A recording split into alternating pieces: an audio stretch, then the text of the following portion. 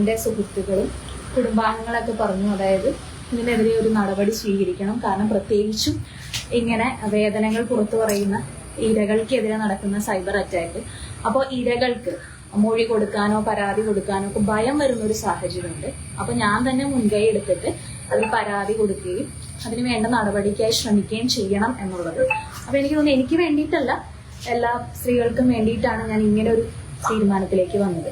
അപ്പൊ അതിനെ അടിസ്ഥാനപ്പെടുത്തി ഞാൻ സൈബർ പോലീസിനും അതുപോലെ പോലീസ് മേധാവികൾക്കും മുഖ്യമന്ത്രിക്കും നേരിട്ട് പരാതി നൽകിയിട്ടുണ്ട്. കൃത്യമായ ആളുകളുടെ പേരും ലിങ്കും ഒക്കെ വെച്ചിട്ടാണ് ഈ പരാതി? അതെ, ഞാനത് ട്രേസ് ചെയ്തിട്ടുണ്ട്. അതിൽ ഏറ്റവും കൂടുതൽ ബുദ്ധിമുട്ടുണ്ടാക്കിയിട്ടുള്ള ഒരു കാര്യം എന്ന് പറയുന്നത്, എനിക്കെതിരെയുള്ള സൈബർ അറ്റാക്ക് അല്ല, എനിക്ക് പരിചയമുള്ള മറ്റ് പുരുഷ സുഹൃത്തുക്കൾ, പ്രശസ്തരായ പുരുഷ സുഹൃത്തുക്കളെ കൂടി ഇതിലേക്ക് വലിച്ചിഴക്കുന്നു എന്നുള്ളൊരു പ്രശ്നമുണ്ട്.